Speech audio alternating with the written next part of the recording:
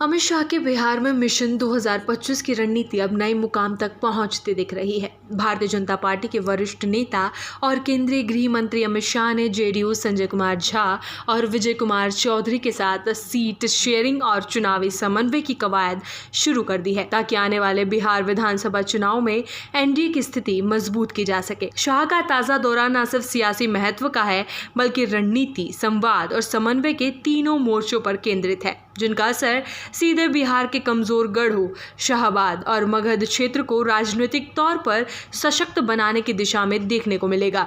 हाल ही में दिल्ली में अमित शाह ने बिहार बीजेपी नेताओं के साथ महत्वपूर्ण बैठक की थी, जिसमें विधानसभा चुनाव की रणनीति पर मंथन किया गया। INDIA ब्लॉक की एकता को देखते हुए अमित शाह ने बिहार चुनाव की कमान स्वयं संभाली है। टिकट वितरण, फीडबैक सिस्टम और जमीनी कार्यकर्ताओं के साथ संवाद के जरिए पार्टी की मजबूती पर जोर दिया जा रहा है। शाह की ओर से 5000 से ज्यादा कार्यकर्ताओं से फीडबैक लेने की प्रक्रिया न केवल चुनावी दिशा तय करेगी, बल्कि टिकट वितरण में भी पारदर्शिता और क्षेत्रीय आधार को प्राथमिकता देगी। बिहार विधानसभा चुनाव में शाहाबाद और मगध क्षेत्र एनडीए के लिए चिंताजनक रहे हैं। 2024 में लोकसभा चुनाव में शाहाबाद के 4 जिलों में एनडीए को कोई सीट नहीं मिली थी। 2020 विधानसभा चुनाव में भी केवल 2 सीटें ही मिली सकी। वाम दलों की चुनौती और स्थानीय विरोध के कारण एनडीए की पकड़ कमजोर रही है। शाह का फोकस इन क्षेत्रों में संगठनात्मक शक्ति को बढ़ाने, कार्यकर्ताओं के मनोबल को ऊंचा करने और बूथ स्तर पर मजबूती लाने का है। अमित शाह के दौरे में 2 प्रमुख क्षेत्रीय बैठकें आयोजित की गई। पहली बैठक रोहतास में, जिसमें कैमूर, आरा, बक्सर, गया पूर्वी, गया पश्चिमी, नवादा, जहानाबाद, अरवल और औरंगाबाद के कार्यकर्ताओं से संवाद और रणनीति पर चर्चा हुई। 50 विधानसभा क्षेत्रों पर विशेष फोकस रखा गया। दूसरी बैठक बेगूसराय के रिफाइनरी टाउनशिप खेल मैदान में हुई, जिसमें पटना ग्रामीण, पटना महानगर, बाढ़, नालंदा, शेखपुरा, मुंगेर, जमुई, लखीसराय, खगड़िया और बेगूसराय जिले के कार्यकर्ताओं, नेताओं और पदाधिकारियों से संवाद किया गया। यह बैठक भी 50 विधानसभा सीटों के लिए थी।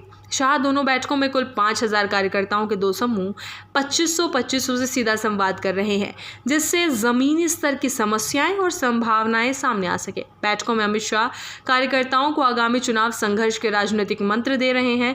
विरोधी दलों की एकजुटता को ध्यान में रखते हुए कार्यकर्ताओं को बताया जा रहा है कि किस तरह बूथ स्तर पर मजबूत तैयारी और स्थानीय प्रभावशाली नेताओं की सहभागिता से जबरदस्त परिणाम लाए जा सकते हैं। विजय कुमार चौधरी और संजय कुमार झा जैसे जेडीयू के वरिष्ठ नेताओं की मौजूदगी इस समन्वय को और धार दे रही है। शाह की रणनीति बूथ से जिला तक कार्यकर्ताओं से सीधे संवाद, फीडबैक लेना और उनके अनुभवों को चुनावी प्रचार में शामिल करने की है। प्रत्याशियों की लोकप्रियता, कार्यकर्ताओं की सक्रियता, स्थानीय मुद्दों की पहचान, ये सभी पहलू टिकट वितरण से लेकर प्रचार अभियान तक अहम भूमिका निभाएंगे। अमित शाह चुनावी जंग के लिए हर स्तर की तैयारियों को परख रहे हैं। बीते चुनाव में एनडीए को शाहाबाद और मगध में कई बार चुनौती मिली। 2015 में 22 सीटों में से केवल 6 सीटें मिली।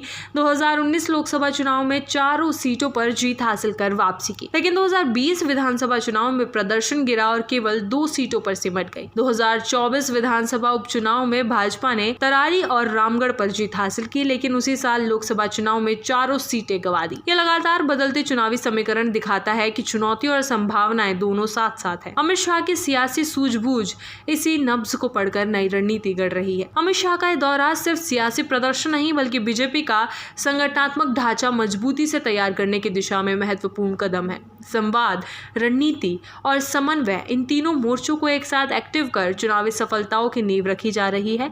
शाह के नेतृत्व में बूथ स्तर से लेकर प्रांतीय और जिला स्तर तक कार्यकर्ताओं के साथ गहराई से चर्चा की जा रही है, जिससे हर इलाके की जरूरतों, चुनौतियों और ताकत का सही आकलन हो सके। बिहार के कमजोर क्षेत्रों में एनडीए की स्थिति को दुरुस्त करने के मिशन में अमित शाह पूरी तरह सक्रिय हैं। कार्यकर्ताओं को चुनावी मंत्र, सटीक रणनीति और समन्वय के जरिए शाहाबाद, मगध की सियासी जड़ें मजबूत करने की कोशिश हो रही है। ये कवायद अगले विधानसभा चुनाव के लिए भाजपा और एनडीए को नया जोश, स्पष्ट दिशा और मजबूत संगठनात्मक आधार देने वाली है। शाह की रणनीति से साफ है कि बीजेपी अब हर स्तर की भूमिका को और सजग, सशक्त बनाकर बिहार की सत्ता में वापसी की गंभीर कोशिश में है, जिससे प्रदेश के राजनीतिक समीकरण एक बार फिर बदल सकते हैं।